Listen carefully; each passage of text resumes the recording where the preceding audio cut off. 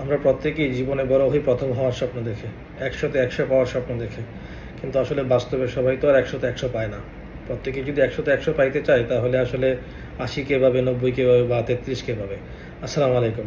আমি আসলে আজকে কথা বলতে চাচ্ছিলাম এমন একটা বিষয় নিয়ে, যে জীবনে 80-20 এই জিনিসটার প্রভাব আসলে কতটুকু।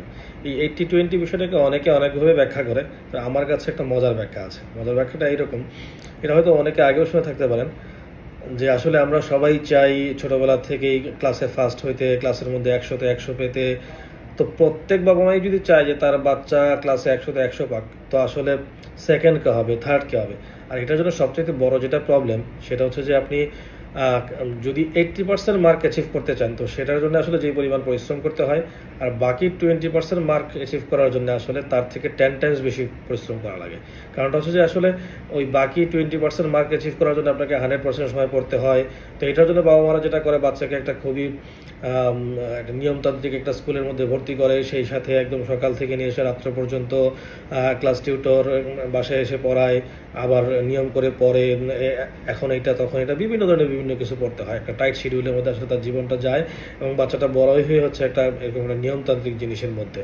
বাট যদি এরকম মন মানসিকতা আমাদের থাকে যে না, বাচ্চা যদি 80 মার্ক পায় বা একটা ভালো মার্ক পায়, এটাতে যদি আমরা হ্যাপি থাকি, তো যেটা হয় দেখেন, যে বাকি যে 20% মার্ক পাওয়ার জন্য যে পরিশ্রমটা তাকে করা লাগে, সেই সময়টা যদি সে অন্য পারপাসে ব্যয় করতে পারে, অ্যাজ ফর এক্সাম্পল যদি সে সাইক্লিংয়ে ব্যয় করতে পারে, সাঁতার শেখায় ব্যয় করতে পারে, একটু কথা বলায় ব্যয় করতে পারে, সোশ্যাল স্কিল অর্জন করতে পারে, মানুষের সাথে বিভিন্ন ধরনের কীভাবে মিশতে হয়, কীভাবে চলতে হয়, নম্রতা ভদ্রতা এগুলো শিখে, ইসলামিকভাবে যদি বলি, যদি একটু কোরআন তেলাওয়াত শিখে, তো সেই ক্ষেত্রে হয় কি, ওই বাচ্চাটা একটা পরিপূর্ণ মানুষ হিসেবে গড়ে উঠতে পারে। কিন্তু আপনি যদি পড়াশোনার বা তার নাম্বারের 20%কে আপনি স্যাক্রিফাইস করেন, তাহলে সে কিন্তু বাকি দিক দিয়ে একটা পরিপূর্ণ মানুষ হিসেবে গড়ে ওঠে।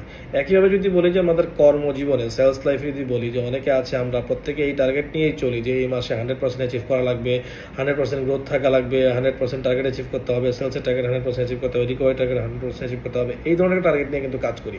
তো এই 100% অ্যাচিভ করার যে প্রবণতা, সেটা আমাদেরকে যেটা করে, যে সেই 100% অ্যাচিভ করতে গিয়ে আমরা আমাদের পার্সোনাল লাইফকে মেনটেন করতে পারি না, সোশ্যাল লাইফকে মেনটেন করতে পারি না, বা পরিবারকে সময় দিতে পারি না। একটা সবসময় একটা মানসিক ডিপ্রেশন মনের মধ্যে কাজ করে, এবং সেই সাথে সেই 100% অ্যাচিভ করতে গিয়ে দেখা যাচ্ছে যে অনেক ধরনের অনিয়ম, অনেক ধরনের যেটা আসলে করা ঠিক না, সেই জিনিসটা করা যায় না। অনেক সময় রং কাস্টমার সিলেকশন হয়ে যায়, রং সেলস হয়ে যায়, এবং সেটাতে আলটিমেটলি সেটা কিন্তু ব্যাকফায়ার করে কিছুদিন পরে গিয়ে, এবং সেটা কোম্পানির জন্য এবং নিজের কেরিয়ারের জন্যও কিন্তু ক্ষতি হয়। অন্যদিকে যদি আমরা এরকম একটা টার্গেট নিয়ে আগাইতাম, যে আমি আসলে যতটুকু অ্যাচিভ করার ক্ষমতা রাখি বা সর্বোচ্চ চেষ্টা করলে যতটুকু পাওয়া সম্ভব, তার থেকে একটু যদি নিজেকে স্যাক্রিফাইস করি, যে আমি 90% অ্যাচিভ করবো, আমি 80% অ্যাচিভ করবো, আর বাকি 20% সময় আমি দিব হচ্ছে যে একটা কোয়ালিটি সেল করার জন্য বা একটা কোয়ালিটি পারফরমেন্স করার জন্য, সেই সাথে হচ্ছে যে আমি আমার লিডারশিপটাকে গ্রো করার জন্য, আমার টিম বিল্ড করার জন্য।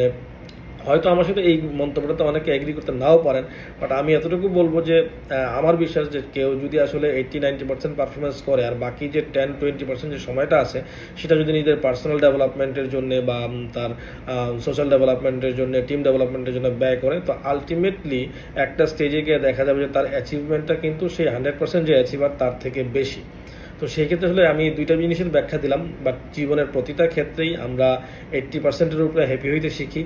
আমাকে সবার থেকে বড় লোক হওয়া লাগবে, আমাকে সবার থেকে সুন্দর হওয়া লাগবে, সবার থেকে স্মার্ট হওয়া লাগবে, আমাকে সবার থেকে আগে দৌড়াইতে হবে, যে কোনো একটা প্রতিযোগিতায় গেলাম সবার থেকে আমাকে বেস্ট হওয়া লাগবে। এই ধরনের মেন্টালিটিটা আসলে থাকাটা ঠিক না। তারপরেও যদি আসলে হয়ে যাওয়া যায় আলহামদুলিল্লাহ, বাট সব ক্ষেত্রে হওয়াই লাগবে, না হলে আমার জীবন আসলে ব্যর্থ। এই ধরনের মেন্টালিটি থাকলে আসলে লাইফে আমার মনে হয় যে একজন পরিপূর্ণ মানুষ হিসেবে গড়ে ওঠাটা কঠিন। Thank you.